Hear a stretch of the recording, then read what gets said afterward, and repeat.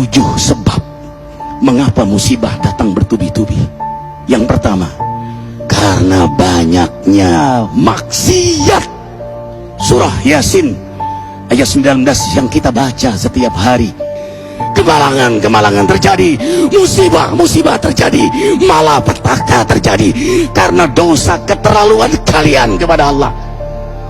Yang kedua, karena banyaknya orang berbuat zalim. Dengarkan surah Qasas ayat 59.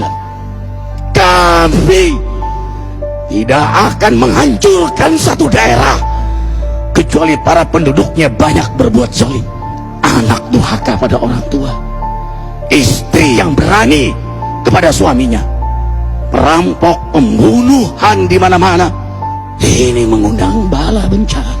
Yang ketiga, mengundang bala bencana karena kelakuan tangan-tangan manusia. Rum 41. Telah tampak kerusakan di daratan dan lautan karena tangan-tangan jahil manusia, agar mereka merasakan akibat perbuatan mereka. Sebagian mereka merasakan akibat perbuatan mereka, agar mereka kembali kepada Allah. Yang keempat, bencana terjadi karena para tokoh melakukan kemaksiatan dan kezaliman. Dengarkan dengan iman, wahai penduduk Indonesia yang mulia. Bila kami ingin menghancurkan suatu negeri, kami perintahkan para tokohnya untuk taat kepada Allah, tapi mereka maksiat, tapi mereka berbuat zalim, tapi mereka khianat kepadaku dan kepada makhlukku. Bahaqqa alaihil qaul, maka haklah untuk mereka datang bala bencana seperti kaum Ad, kaum Samud, kaum Lut, kaum Nuh. Kami hancurkan sehancur-hancurnya. Siapa tokoh itu? Para pemimpin kita yang sumpah Al-Quran di kepalanya, demi Allah tidak korupsi. Lalu korupsi. Siapa lagi? Hartawan, orang-orang kaya yang dengan harta berpoya-poya, sombong, maksiat dengan kekayaannya di tengah orang yang banyak menderita. Siapa lagi? Ulama yang menjual ayat-ayat Allah dengan murah. Subhanallah. Yang kelima, mengapa bala bencana terjadi? Karena orang-orang soleh, orang-orang baik diam melihat kemaksiatan dan kemungkaran.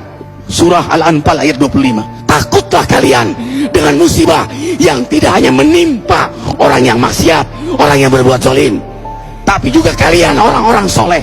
Maka masa bodoh dengan kemaksiatan bukanlah sikap seorang mukmin. Amar ma'ruf nahi munkar adalah amal cerdas. Yang keenam, justru karena rahmat Allah, karena peringatan yang Allah hadirkan agar hadir mahkamah kesadaran kita.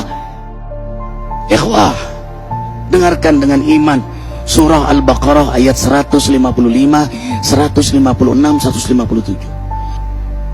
Kami pasti uji kalian dengan sesuatu yang buat kalian takut lapar, takut miskin, takut kematian.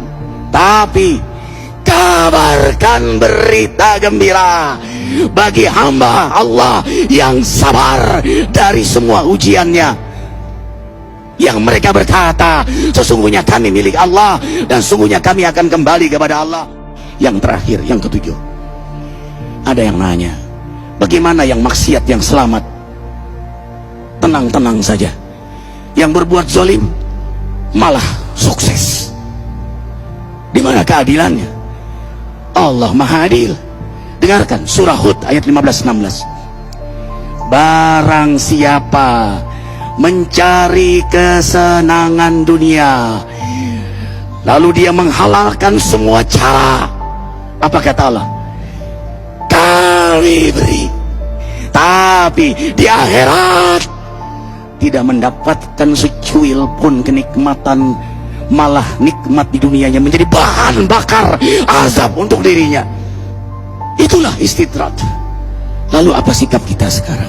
Orang beriman menjadikan peristiwa apapun sebagai jalan untuk mendekatkan dirinya kepada Allah.